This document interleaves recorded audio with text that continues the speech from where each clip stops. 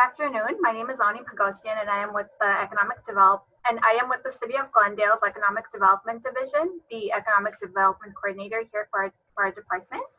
Thank you all for joining us for our virtual Tech on Tap event, the Product Market Fit Roadmap to Escalate Your Growth.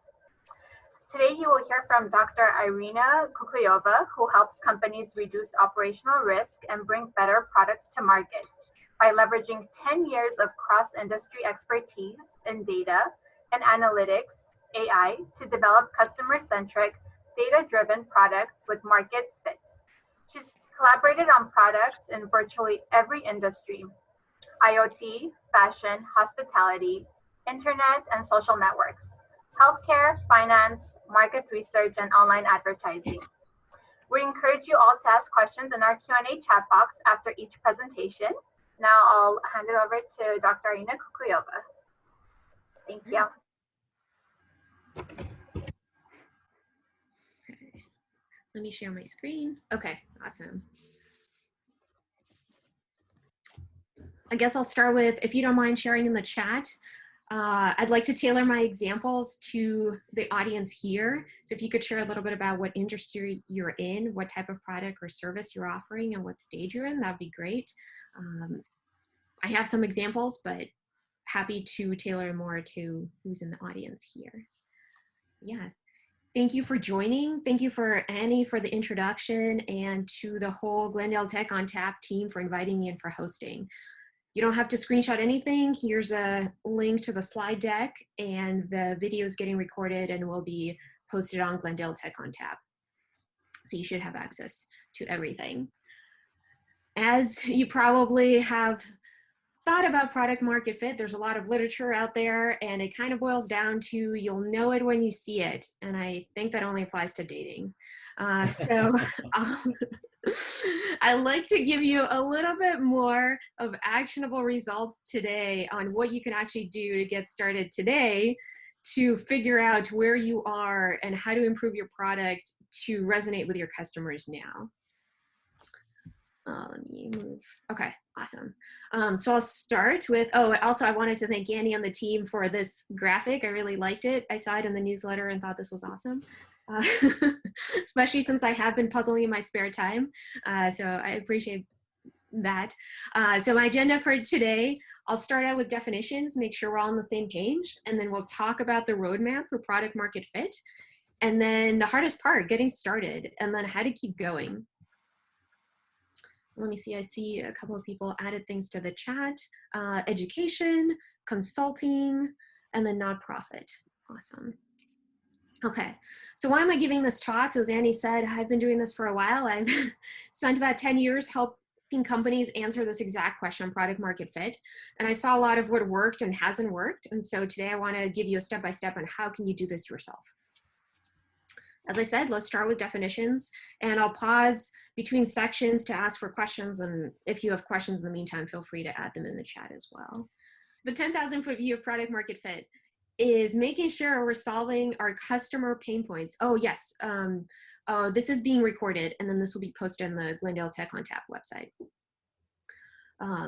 So we want to make sure we're solving our customer pain points or bringing value. And I highly recommend this link from the Harvard Business Review that talks about what are the 30 ways that your business can bring value.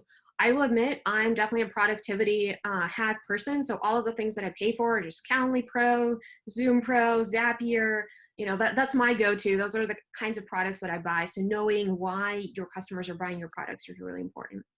Also, we want to make sure that we're selling a product to a lot of customers and that the customers are willing to pay us lots and lots of money. And I realized somebody mentioned they're at a nonprofit. I would say for most of us, we are for profit.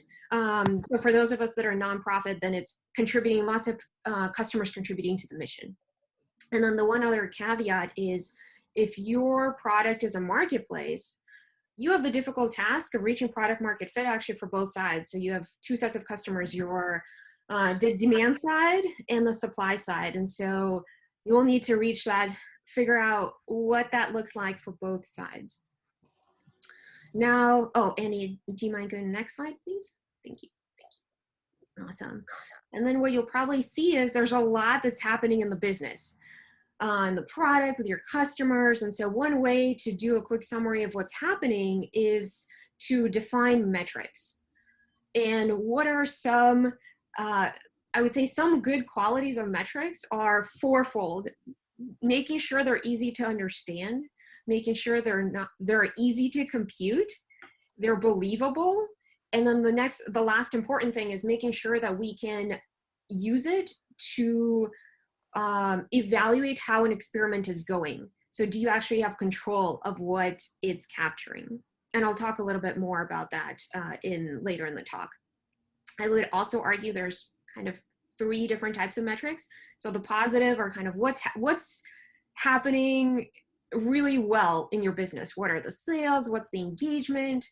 And then I would say to not forget about what I call negative metrics, which are things that you would want to improve.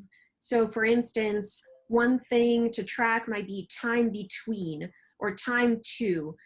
So time between events, so for instance, from the time that somebody downloads the app to when they log in, or from the time that somebody purchased the product to when they actually signed up and activated and made the first, if it's a fitness app, the first workout. And then the last one is time to what's called material activation. And that's when somebody's actually realized what value your product is bringing.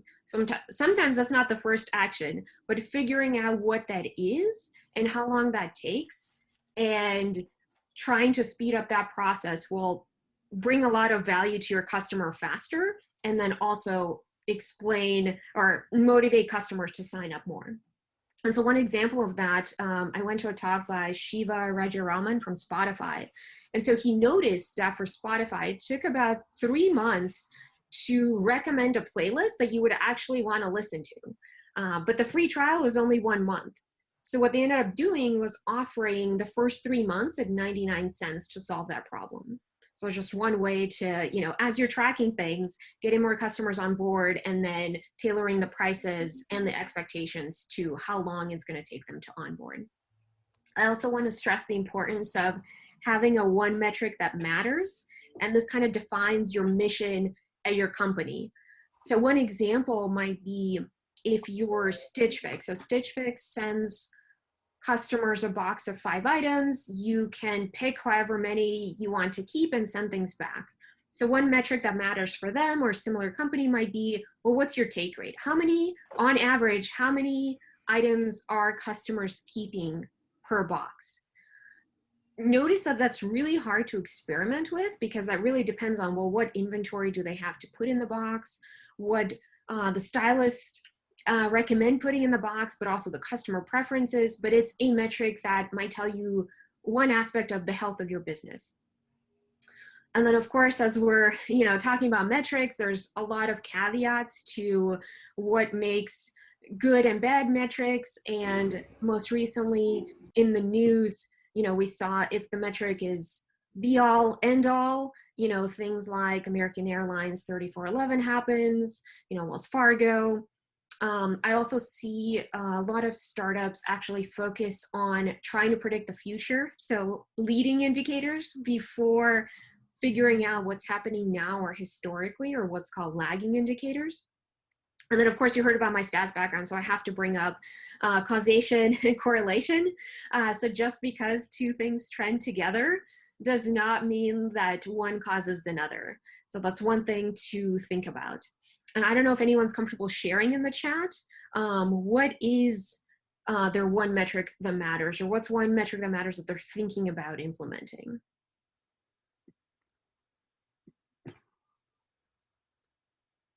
Okay, well, something to think about. I hate to assign homework.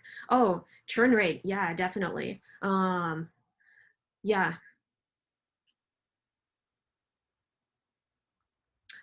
Yeah, Abby, do you mind explaining a little bit what MOM, month over month churn rate? And I'll talk about a little bit about tracking that as well. Well, so we learned a lot about what types of metrics or attributes of the metrics, but what are some ideas of actual metrics that you might want to check? let's see. Oh, and somebody else suggested life cycle migration rates, new customer to active, maintaining active churn. Yeah, exactly. So this falls into this business journey. So Phil actually gave a really great talk last year, and this is what the reference links to. And his idea that he saw at Evernote is each business has 14 lines that describe everything about the customer journey, and those are the 14 lines shown here.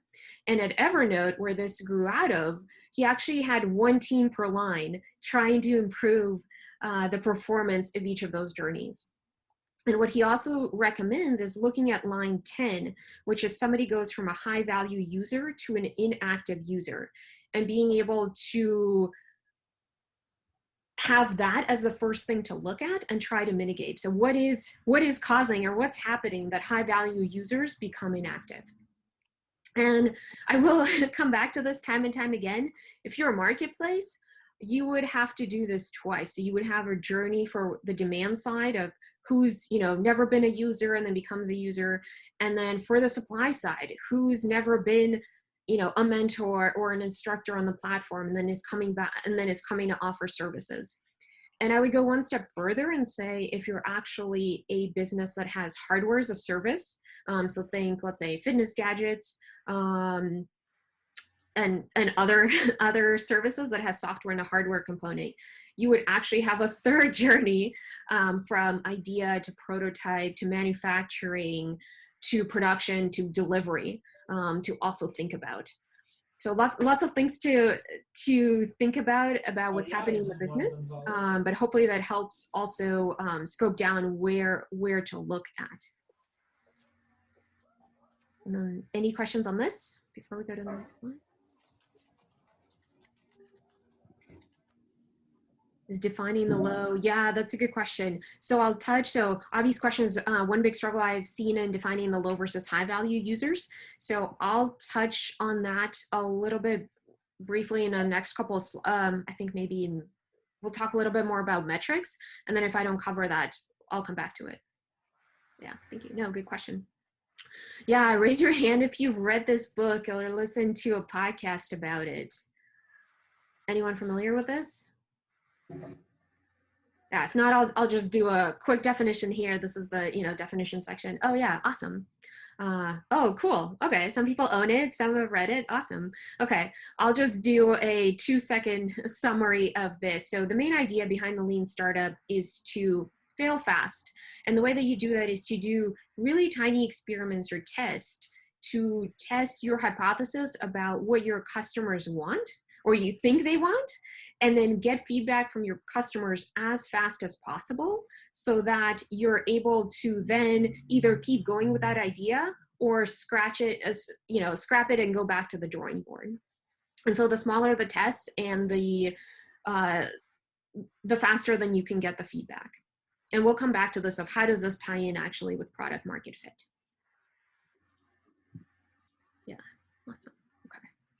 So any questions on this? So we learned, oh yeah, go ahead. Was there a question? Okay, I guess not. If anything, feel free to leave it in the chat. So we learned about definitions, but now let's actually talk about how do you actually quantify product market fit. Next slide, Annie, please. Awesome, thank you. So the first one, you might have heard about this, is this 40% magic number. So if you ask your customers, how would you feel if you could no longer use your product? If 40% reply very disappointed, you have achieved product market fit, right? I don't know, I mean, this is a good idea. It's not without its, caveats. So thumbs up if you were asked to fill out a survey this week. I would be surprised if it's not most of you. I don't know. There's like a marketing email, there's a, LinkedIn, newsletter. I'm seeing a lot of thumbs up. And then, Annie, if you don't mind going to the next slide, so I'll say, flip that over to a clap if you actually filled it out. I would be surprised, yeah. So the response rates are, oh, one person did it. Awesome. That's Laura. Okay. I appreciate that. So what you'll probably find, if you haven't already, the response rates are really low. So that's the first challenge. So if you had asked 1,000 customers and 10% and 10 of them replied and 4 said they're very disappointed, did you reach product market fit? I don't know. Oh, let's see, somebody said, curiosity is always there. Yes, no, completely agree. I'm not saying surveys are not important, and we'll see this is actually, we will be using this. But the other challenge is, well, how often do you ask? Do you ask every month, every quarter, every week? And then how do you manage those expectations if your customers made suggestions, but then, you know, they weren't as important for good reasons? And then, you know, they might still be very disappointed in certain things. So I'll talk about, Annie, if you don't mind going to the next slide, we'll talk about approach 2, and then spoiler alert, approach 3 will combine them together to get you the best of both worlds. So my definition of product market fit is 2 parts. So 1, as you probably know, profit has to be exponentially increasing. Okay, great. But how do you get there? And the way to do that is to also track metrics that level off above 0. What does that mean? So if we look at the first 2 lines on this plot, the red and the blue, they go down to 0. So what that means is for a group of customers, after some time point, they all left your product. And that's okay. There's always going to be people that'll leave.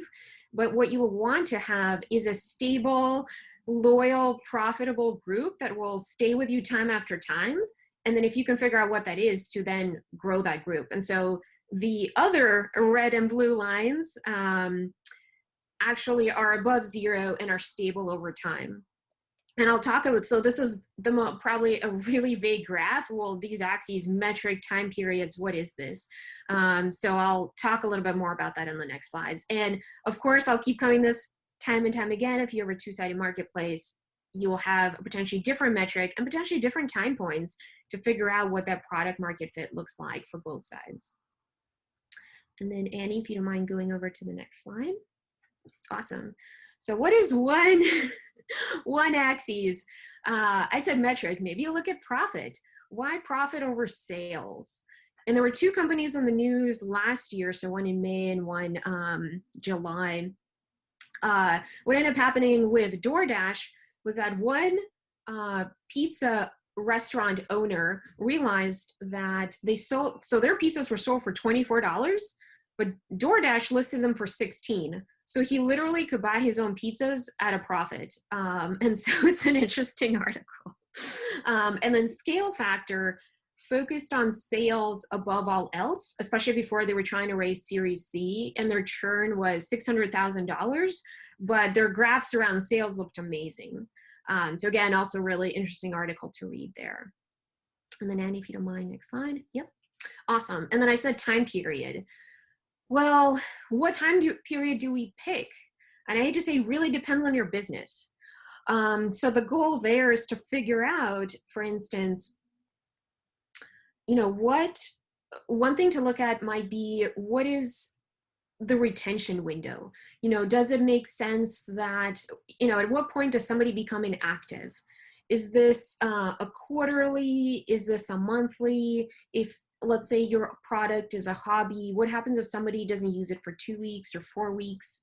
And of course, if you're just starting out with an MVP, maybe you start tracking things daily just to see what's resonating or not.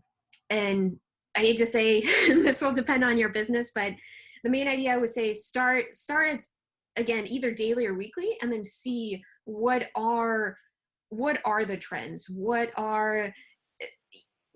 is the group of customers? How are they performing? What is and isn't happening? And I don't know if anyone's comfortable sharing in the chat, what time periods are they currently thinking about? Are they looking at things quarterly, monthly, weekly? Let's see. Okay. So for instance, oh yeah, weekly. Okay, awesome. So somebody's looking at it weekly. So one example might be of lagging indicator. We talked a little bit about churn. So the big thing there is figuring out what is that retention window? At what point does somebody become inactive? And then a leading indicator might be, okay, we know that our customers, let's say, are active within a quarter. Then, quarter one day, they become an inactive customer. And what we want to do then as a leading indicator is figure out, well, what are those certain things that might contribute to someone churning? And then, of course, then down the line, seeing, okay, a new customer is having similar activity as somebody who's likely to churn. Let's intervene and try to retain them. So that's the main idea behind that.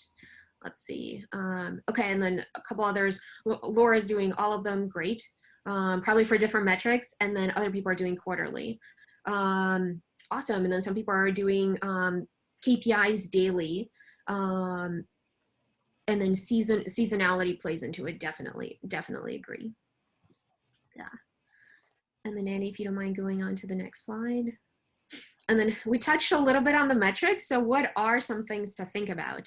So the first one, I would say profit is key, being able to track that. Abhi, to your question, what is, how do we decide lifetime value, or how do we decide who are the high value customers? And potentially one thing to look at is, how long does it take to get back the customer acquisition cost? And how does that fit into the price point of your service? So there's a couple of startups that actually price their actual goods to get back the customer acquisition cost with the first purchase.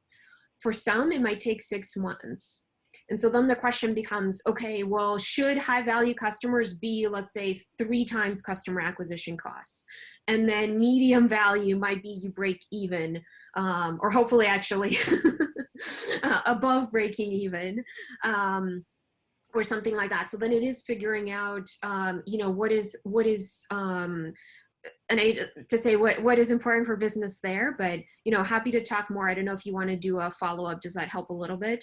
But I would say at least breaking even, and then figuring out what is the time to that, and then if you can, of course, make the make profit over what you spent on customer acquisition costs, which includes developer time, marketing costs, any spend on, again, content development, marketing, things like that. If you can get that back, that the faster it is, that's also the better, right? And then we also talked a little bit about time to X, so efficiency, being able to see, again, how long does it take somebody to onboard, or how long does it take someone to see that material activation where they're super excited about the product and are going to keep going. And then I would argue then also it is to figure out who are those profitable, loyal customers that are going to stay with you time and time again, and then figuring out what those qualities are so that you can grow that group. And then as we learned, of course, to Phil's point, being able to track the customer journeys around supply, demand, and the hardware as a service. So, and then, of course, as promised, the best of both worlds, I think, is to combine all three. So one is being able to ask your customers, potentially yearly, who would be very disappointed if they stopped using the product.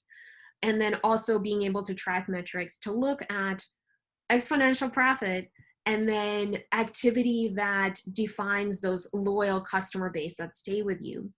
And then I think the other third key idea, which is my recommendation, is to provide, as part of the product, ability to give feedback at any time. So this is a screenshot from Amazon. I think Amazon does this really well. So if you're trying to return something, you actually give it you first select a category of why you're returning it. And then, so here, this was for shoes, but they actually customized this drop down to depending on what you're actually returning. I didn't end up returning it. I just wanted to take a screenshot. And then you can give optional comments around it if you want. And what you'll probably notice is most people will not leave comments, but the ones that do will have really strong opinions, which is great. And then what will happen is, just by reading that, certain themes will actually emerge and will give you ideas about new directions. And I've actually had an opportunity to do this with one startup that I collaborated with. And so the original task was to find leading indicators of churn from customer feedback. And what I also came up with was, just by reading the customer comments, I found that there's a way to really personalize the return process that's very specific to that business, that will reduce churn and increase profit. And I wouldn't have had that idea if I hadn't just honestly been reading a couple of comments a day just to get a feel for what are customers doing. What are they liking? What are they not liking? And I don't know if is anyone doing this already?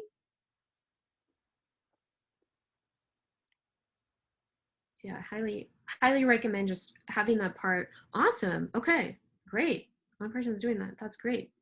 Yeah. I don't know if you want to unmute yourself or share in the chat anything that, if you're comfortable sharing anything that you found or any recommendations on that front. And if not, I understand, because that's also probably what you find is very proprietary to your business.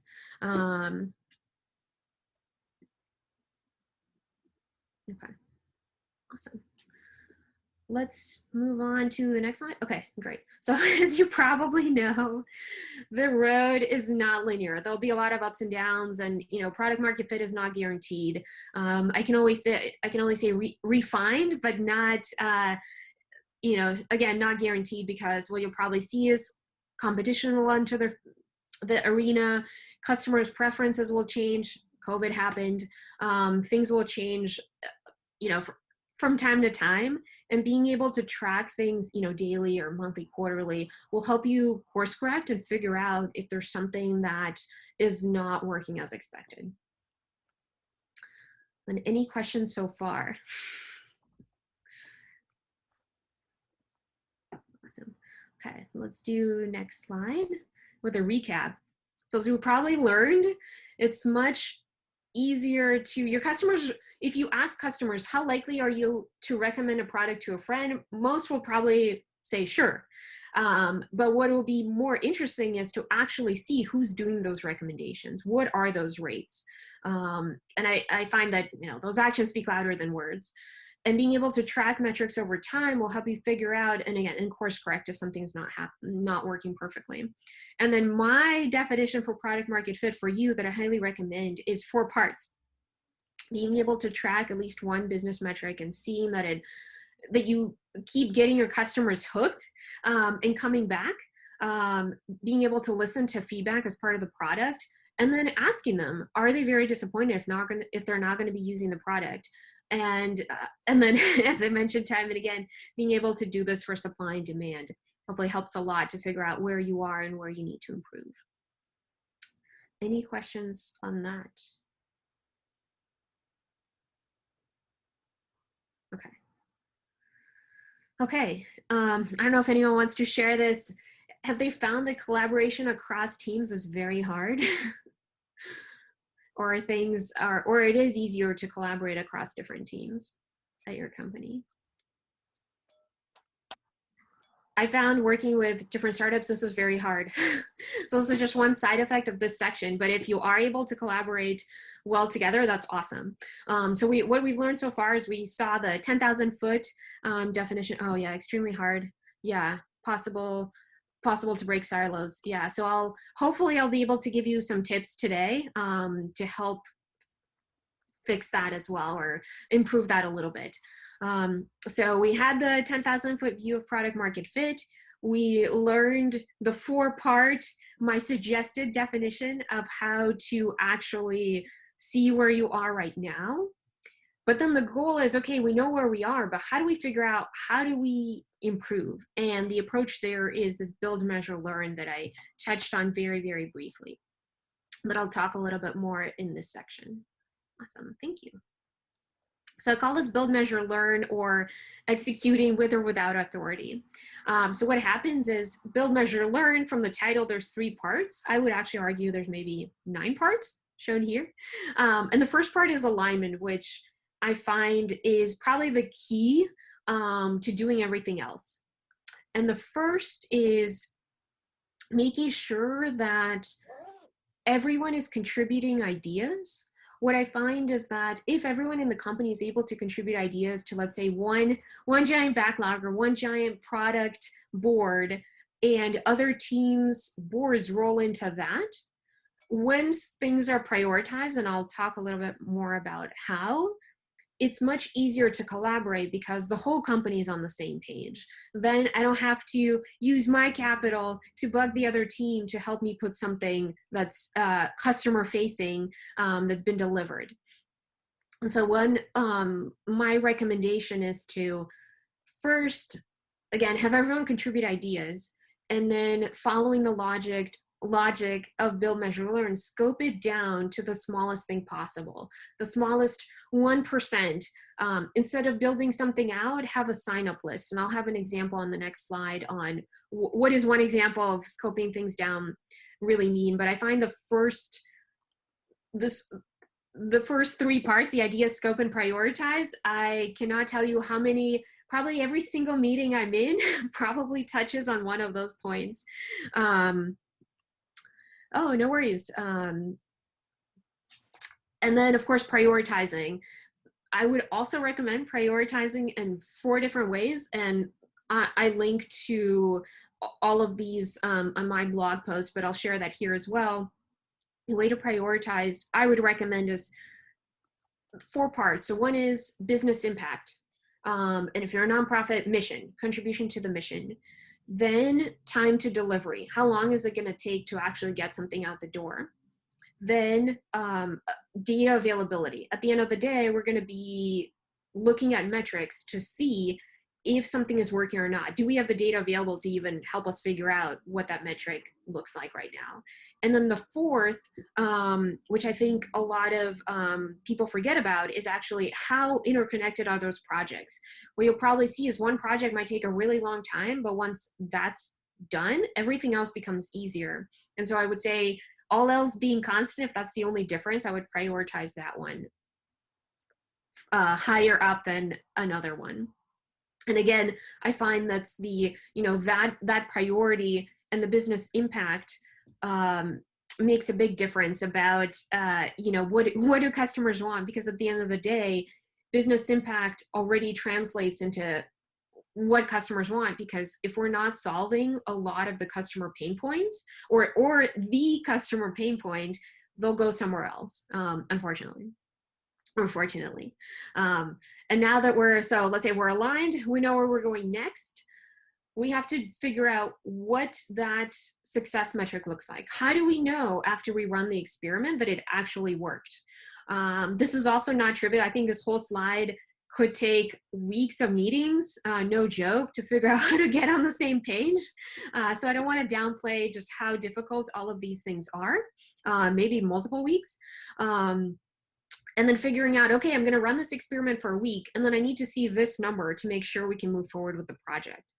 And only after that's defined and we have a baseline for what we have now, based on what we've tracked historically with our lagging indicators, then we can go ahead and build that tiny scope down test.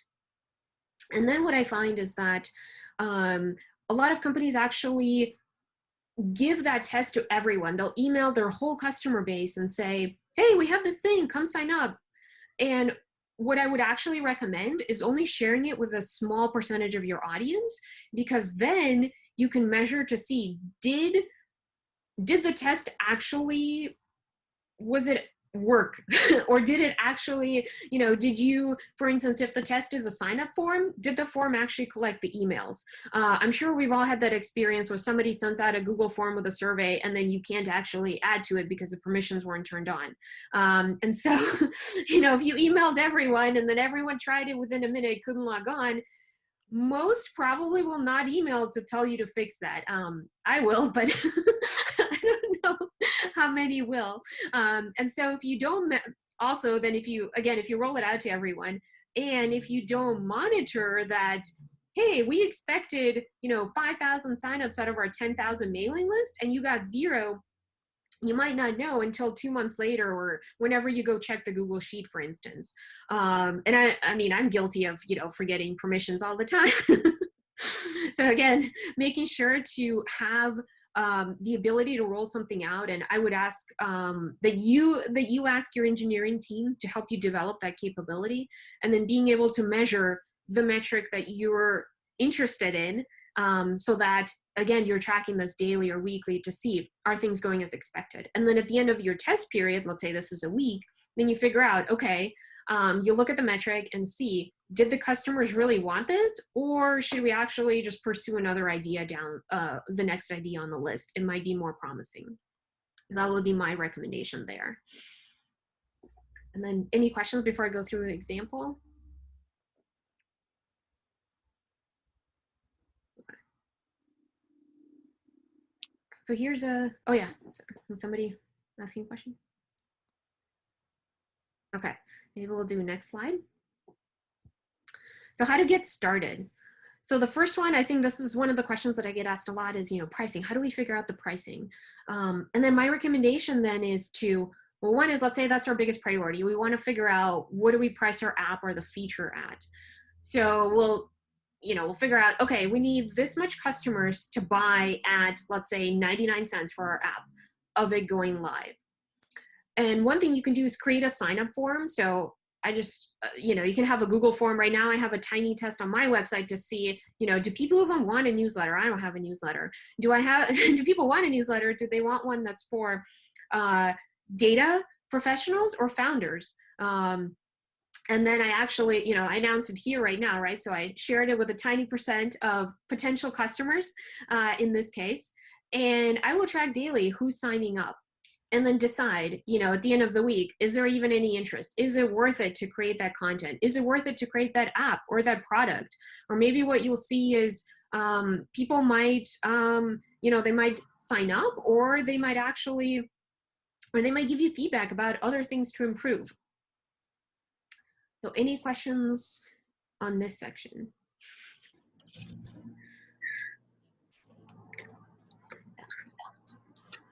Awesome. So quick recap. So we talked about, starting small, scoping things down. I cannot emphasize enough just how much Google Forms, wireframes before building something out are important. I can learn so much just from, again, what our customers are and aren't signing up for.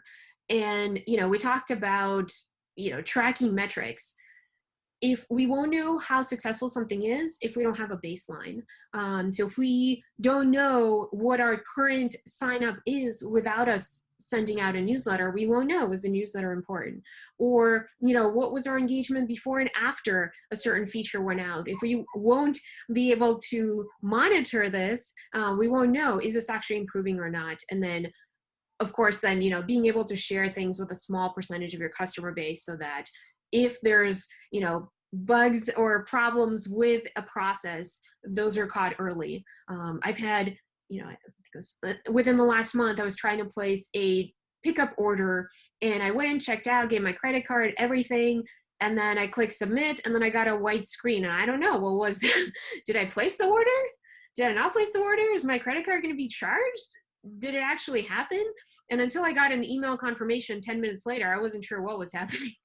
So, again, if we're not monitoring, especially as, you're rolling out new features, this will be really hard to figure out what is and isn't working. Awesome. Then Annie, if you don't mind going on. Okay. And then, of course, the biggest question, well, how do I get started? So this is a 4-part suggestion. So let's go to the next page. So the first one, we talked about journeys. So I'd recommend just honestly drawing them out. For the supply, demand, hardware side, what does that journey look like for your business? It's okay if it's on paper. What do they have to, what are the certain touch points where they're, going between active to inactive, to a user, to, what does that look like? And then, of course, if you don't have data, you won't know how something's working.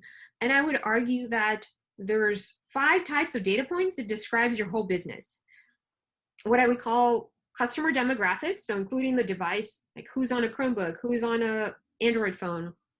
Then your app and platform. So for instance, one demographic might be you did a release on January 5th. That is an attribute of your platform. Any company assets. So for instance, somebody mentioned they were in education. Maybe there's certain tutorials and maybe you add new tutorials every month. So being able to keep track of what tutorials you had when, or which talks were available to listen is really important to then go to figure out, well, what was the, what was really important about, why is our lift bigger this month versus another month? And maybe you went from having one virtual class to 5 or something like that, or 20. And so being able to, again, look at that historically. And then, of course, interaction of all of the above.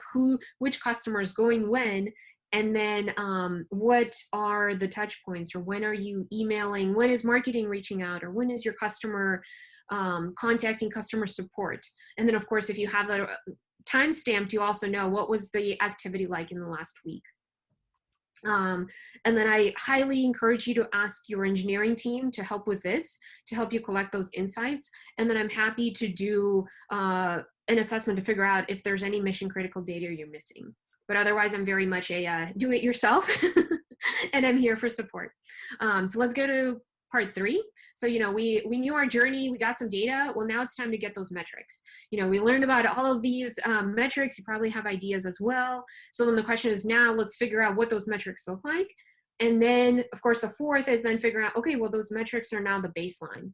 Which ones do we want to improve? And then work through this build, measure, learn cycle to figure out, well, where is product market fit dropping off? And where are people actually staying hooked and have that profitable customer base?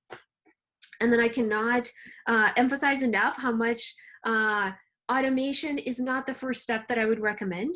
Again, so I would recommend first is understanding what's happening. If you just start out, you have an MVP and you're getting your first couple customers, I would recommend looking at the data yourself first. Can you tell who's who? Can you tell what the activity looks like?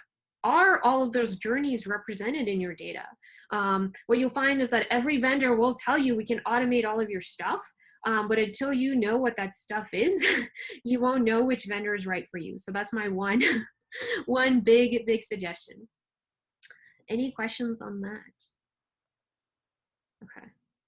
So last part, almost there. Okay, we learned about what we need to look for. We're going to be iterating. Okay, well, what are we iterating towards? And then Annie, if you don't mind going on to the next slide. Awesome. So what we're iterating towards is we want to make sure that we find that customer base that's loyal and profitable and that we can grow. So that's a short answer, right? No easy task.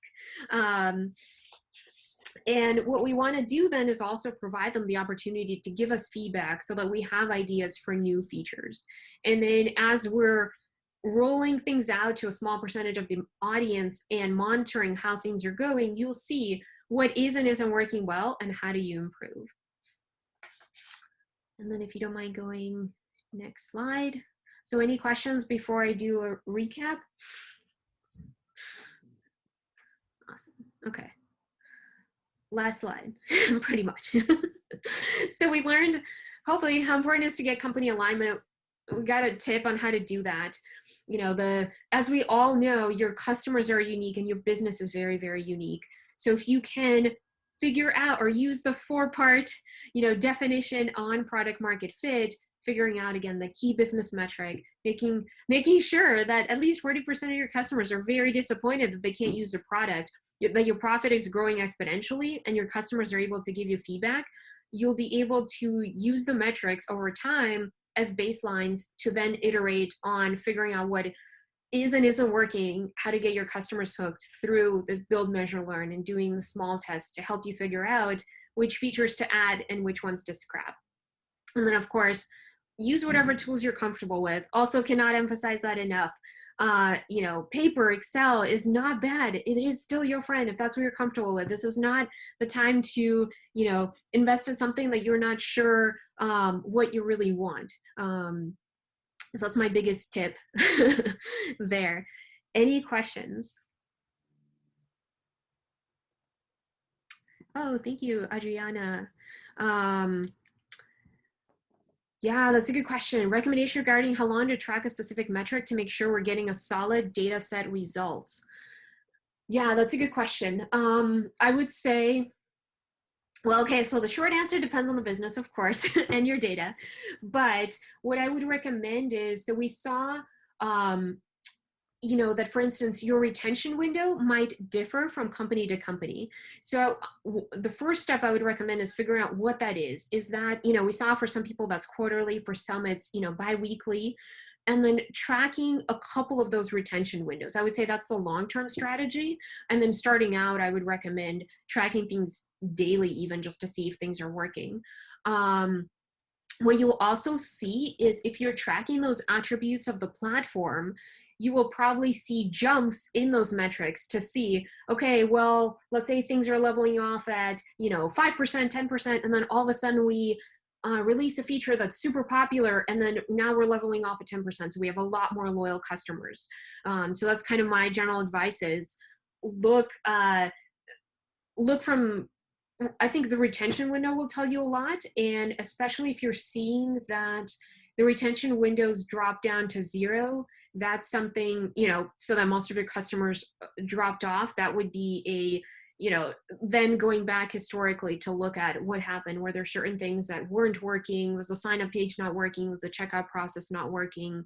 Did it take too long to receive a good? That could be an efficiency metric to track as well of, if you're selling goods, has it been, as you've probably seen, right? Some things are outside of your control. How long does it take USPS or UPS to send something? And is it worth an upgrade for you to spend more on shipping and then somebody else to receive it faster? Yeah, hopefully that helps. Awesome. Yeah. Okay. So yeah, I'm a big proponent, as I mentioned, of do it yourself. So I'd highly recommend trying things yourself. And if you're stuck, feel free to reach out. I'm happy to take questions. Obviously, we have at least 10 minutes here. And I would encourage you all to share, what's the next step for you on your product market fit journey? I'd love to hear what you think in the chat. And then in the slide deck, as always, I think that's the academic in me. If you want more, more references, there's another, I think 2 or 3 pages of recommendations of where to go more. So if you had questions on what are other people doing about product market fit, the link to Phil's talk, other things on pricing, other recommendations that I found that was useful, or kind of questions that people tend to have. Yeah, any questions? Oh yeah, and then I highly recommend also the lean analytics of other ideas for metrics to track as well. So Eric Rice, who authored the Lean Startup, was an editor on that book, and then shared experiences of, well, this is a metric we thought we should use, and then this is what happened, and then I actually recommend a different metric. This might be useful to also skim as well, and there's a kind of the Spark Notes version of it as well. And then pricing, I feel like that's also a really good frequently asked question, and so there's a couple of recommendations here that I've seen. How do you price a marketplace, which is going to be different from a product or a good? And then as I mentioned, the Harvard Business Review, the 30 elements of value, of how can you contribute value to your customers, very, very important. Oh yeah, and then where I got my ideas for the images for the slides and content.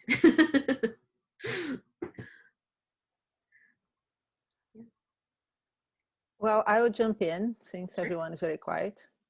Sure. Yeah, thank you so much. It was a wonderful presentation and incredible resources that we're sharing here today. I really appreciate. Could you share a little bit about frameworks on tracking metrics?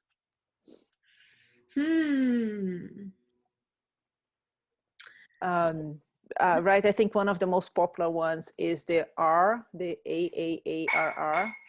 acquisition, retention.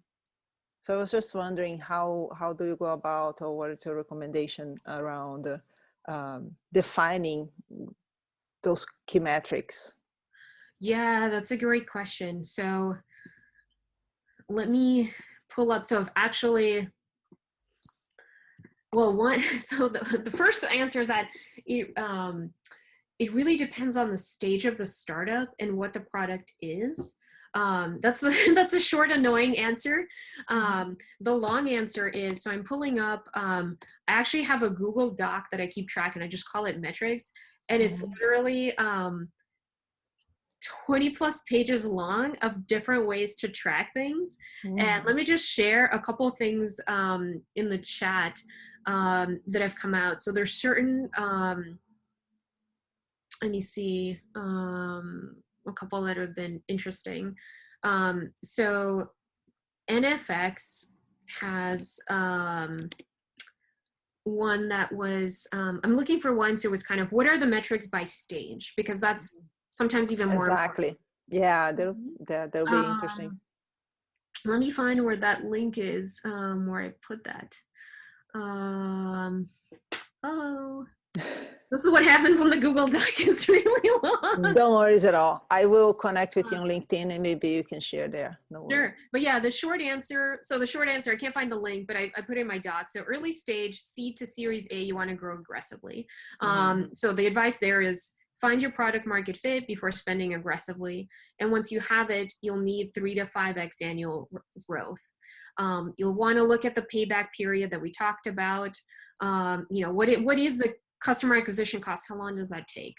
When you're at mid-stage, so Series B to C, you want to create optionality. So the goal there is you find a growth or profitability so that company survival doesn't depend on which path it chooses. Is it growth or is it profitability? You have both options.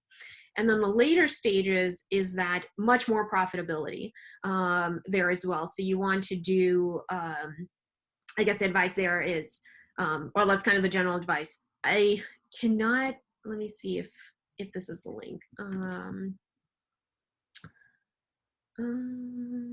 Let's see. Oh yeah, right here. Okay, awesome. Okay, so hopefully that helps. So this was the NFX article that said, okay, well, what are metrics by excellent. There's other ones that talk about, okay, well, if you're SaaS, what should you be looking at? Those are completely different metrics.